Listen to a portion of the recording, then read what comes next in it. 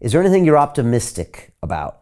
And I'm wondering if one of those things is independent media, because people are listening to Seymour Hersh. People are listening to you. People are actually able to consume a lot of these alternate points of view.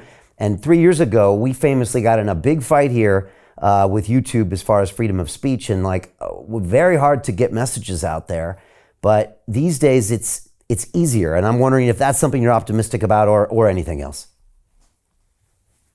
I am optimistic that the current tragedy will end, but I don't know that the crisis we're in will be resolved quickly. I just don't know. I think the inevitable collapse of Ukraine will be helpful, because it will put all of these people in the position that LBJ and his friends were in 1968. In other words, you lied. This hasn't worked. So that will be helpful. But we've got to get control of our borders. We have to enforce the law. We have to have effective police forces, and we need effective armed forces. Maintaining these illusions, fiction, that, people's gender is fluid, or worse, that it doesn't matter, so that you have women all over the place on the ground in the Army and the Marine Corps where they absolutely should not be in the event of a war. I mean, there are places where women can be employed effectively, where their talents can be put to use, where they're protected. But again, this is back to the problem of understanding what war is really like. Winston Churchill used to say, war is the absence of moral restraint. Well, he was right. War is barbarism. And that's why you want it to end as soon as you can end it, because the longer it lasts, the worse the barbarism becomes. We've forgotten all of that. We see too much on television, this artificial world where Buffy and John and Jim go to war together and everything works out all right, maybe a couple of scratches and one person's killed and that's it. It's a lot of nonsense. War is barbarism and involves killing on the industrial scale. That's what you're seeing happen today. In Ukraine, the Russians have perfected this connection between overhead surveillance, intelligence surveillance, reconnaissance, and strike systems, artillery, rockets, missiles, mortars, everything. And within minutes, they can bring anything in front of them under effective attack, to the point where the attacking force will be destroyed long before it ever comes to close with the Russian forces defending on the ground. That's industrial scale warfare, involving huge quantities of munitions. We're not prepared for that. The Russians are, and they're making it work for them. So I think, for instance, right now in Ukraine, all the air defenses are gone for all intents and purposes.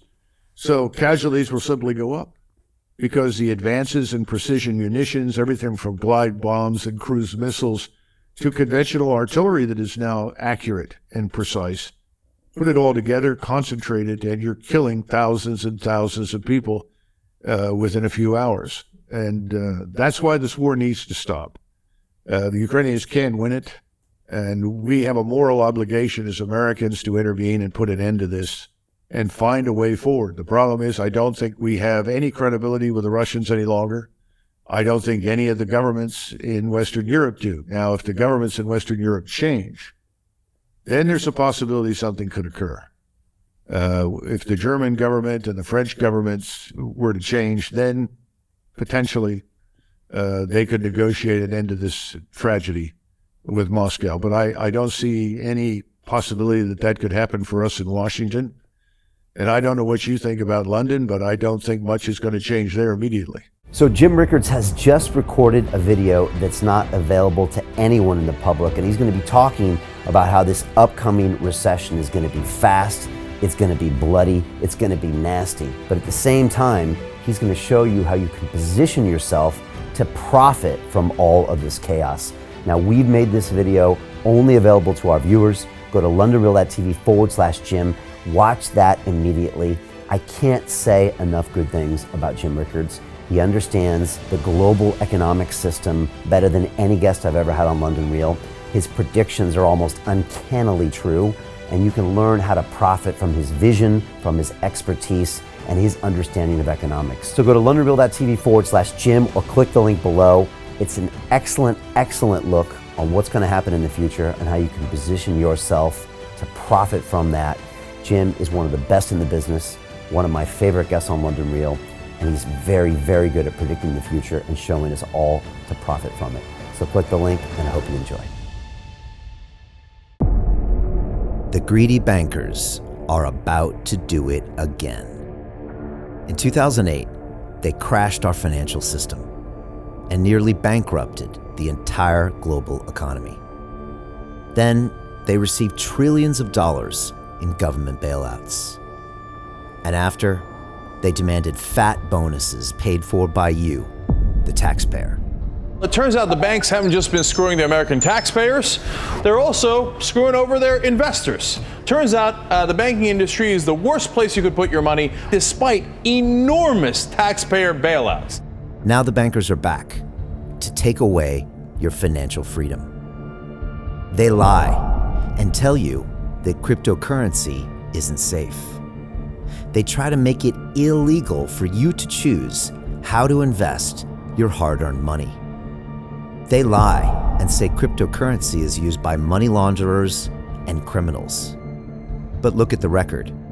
It's the banks themselves that launder hundreds of billions of dollars every year to the biggest criminal operations in the world. Leaked documents have revealed how some UK banks have helped criminals, money launderers and Russians under sanctions. American authorities discovered that the Sinaloa cartel moved $881 million through HSBC accounts as bank officials turned a blind eye to the illegality. The bankers lie and say cryptocurrency is not a real investment.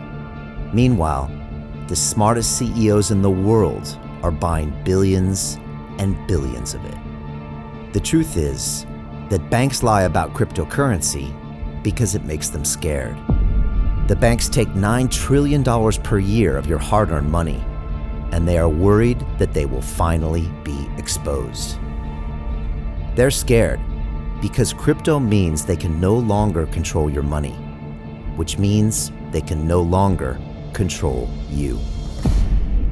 They are scared because you might actually understand your money and intelligently decide what to do with it. Now is the time for us to come together, fight back, and take control. It's time to educate ourselves, our families, and our communities. Because financial education means financial freedom. We know that cryptocurrencies will help us build the new decentralized financial system of the future. A banking system that is of the people, by the people, and for the people. A banking system where access to finance is a fundamental human right.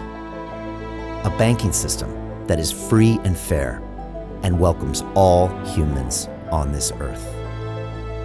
The DeFi revolution is happening. We, the people, can no longer be fooled. We choose to take control of our finances. We choose to take control of our freedom. We choose to take control of our future. Join us, and let's take back our financial freedom forever.